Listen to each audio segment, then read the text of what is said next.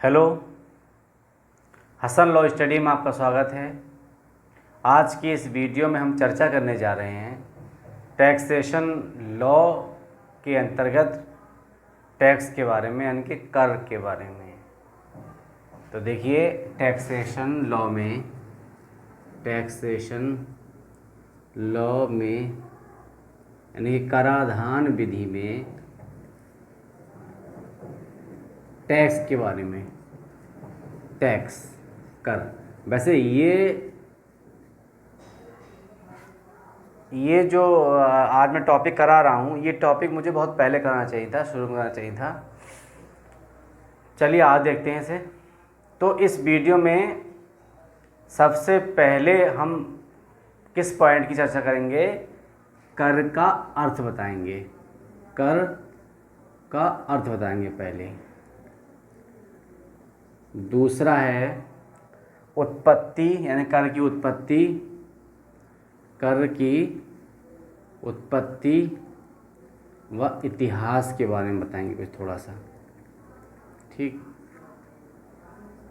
और तीसरा कर के प्रकार बताएंगे, ठीक। चौथा चर्चा करेंगे हम प्रत्यक्ष कर का अर्थ बताएंगे।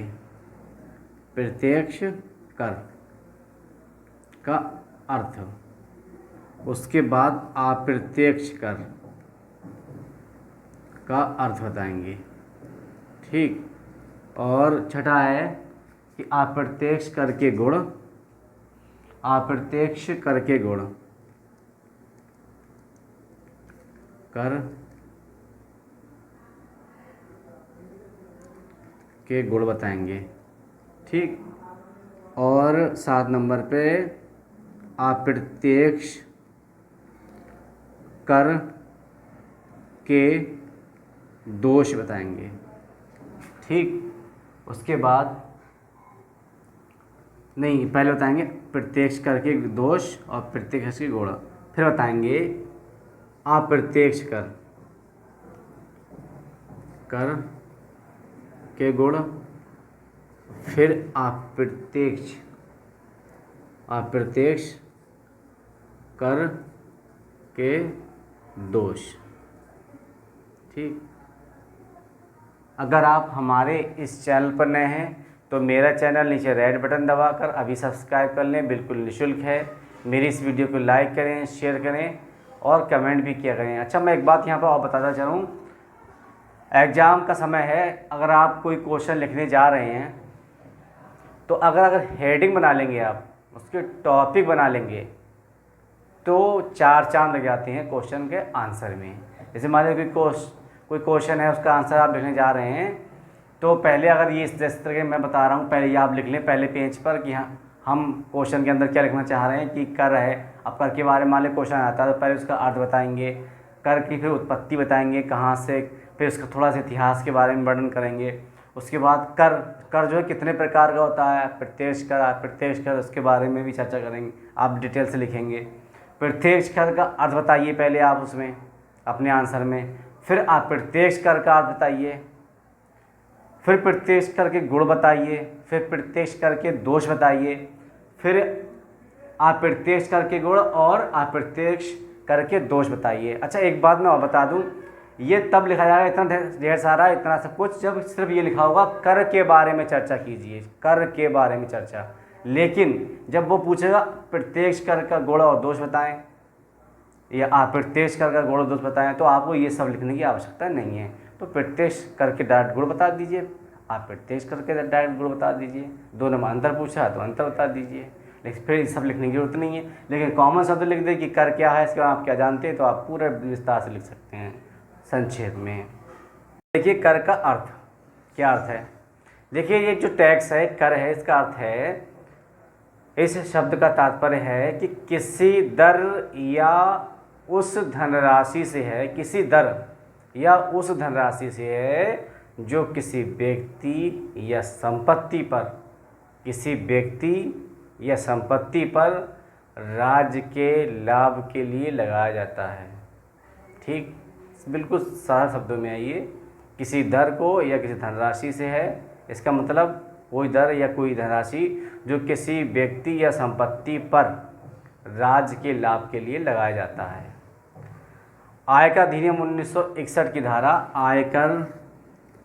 आयकर अधिनियम 1961 ठीक की धारा 243 के अनुसार देखिए, नहीं 243 नहीं 2/43 के अनुसार इसमें क्या कहा गया कि कर से तात्पर्य इस अधिनियम के प्रावधानों के अनुसार लगाए गए आयकर या सीमांत लाभों पर लगाए गए कर से है। ठीक, इसमें ये शब्द भी यूज किए गए हैं। होता है एक सामान्य भार होता है। कर किसी लोग अधिकारी द्वारा किसी लोग उद्देश्य के लिए अनिवार्य धन की वसूली है जो कानून द्वारा लागू करने होंगे। ये बात जरूर ध्यान रखना, 3 बातें कि एक लोक अधिकारी के द्वारा, एक लोक उद्देश्य के लिए और बिना किसी वो कानून के द्वारा ही ये कर लागू किया जाता है। अगर बिना कानून किया जाएगा तब भी अवैध है, या कोई लोक उद्देश्य नहीं है तो भी अवैध है, और किसी लोक अधिकारी के द्वारा नहीं लिया जा रहा है तो भी अवैध है। कर की अब उत्पत्ति देखिए। उत्पत्ति में यह माना जाता है ये जो कर है, ये टैक्स है, इसकी उत्पत्ति राज्य के साथ ही हुई है। जब राज्य की उत्पत्ति हुई तो राज्य को धन की आवश्यकता हुई, लोक कल्याण कार्य के लिए धन की आवश्यकता हुई, तो उस धन की आवश्यकता की पूर्ति के लिए राज्य ने जनता से कर लेना या व्यक्तियों से कर लेना शुरू किया। तो ये उसका इतिहास है, शुरुआत है। ठीक, अब कर कितने प्रकार के होते हैं? कर 2 प्रकार के होते हैं। प्रत्यक्ष कर प्रकार, पहला है प्रत्यक्ष कर और दूसरा है अप्रत्यक्ष कर। ठीक, 2 प्रकार के कर होते हैं। अभी इन्हें डिटेल से बताएंगे। अभी प्रत्यक्ष कर का अर्थ देखिए। प्रत्यक्ष जो कर है वो सेंट्रल बोर्ड ऑफ रेवेन्यू अधिनियम, सेंट्रल बोर्ड ऑफ रेवेन्यू अधिनियम, ठीक, 1963 का अधिनियम है ये। 1963 के अधिनियम की धारा 2 के अनुसार क्या है? प्रत्यक्ष कर का अर्थ है कि प्रत्येक ऐसा शुल्क या कर जो मैं अधिनियम बताने वाला हूँ उन अधिनियम के भार योग्य है। पहला अधिनियम है संपदा शुल्क अधिनियम 1953, धन कर अधिनियम 1957, व्यय कर अधिनियम 1957, उपहार का अधिनियम 1958, आयकर अधिनियम 1961 और इसके अलावा कोई भी शुल्क या कर जिसकी प्रकृति और भार को ध्यान में रखते हुए केंद्र सरकार के द्वारा शासकीय गजट में, केंद्र सरकार के द्वारा जो शासकीय गजट होता है उस गजट में क्या करते हैं, प्रत्यक्ष कर को घोषित करते हैं। कौन कौन से कर प्रत्यक्ष कर हैं उसे घोषित किया जाता है, तो ये माना जाएगा ये प्रत्यक्ष कर हैं। भारत में सबसे पुराना राजस्व कर आयकर अधिनियम 1860 है। सबसे पुराना अधिनियम है ये आयकर राजस्व, आयकर देखिए राजस्व कर अधिनियम, कर आयकर अधिनियम 1860 ये सबसे पहला है, भारत सबसे पुराना है। अच्छा, ये कब क्यों बना? क्योंकि जब 1857 की स्वतंत्रता संग्राम की क्रांति हुई, उस क्रांति में जो हानि हुई थी सरकार को, उस हानि की पूर्ति के लिए ये टैक्स लगाया गया था। पहली बार भारत में उसकी पूर्ति की गई थी, इसीलिए कहते हैं सबसे पुराना ये अधिनियम है आयकर अधिनियम 1860, आय से राजस्व से संबंधित। अप्रत्यक्ष कर का अर्थ देखिए। अब अप्रत्यक्ष कर का अर्थ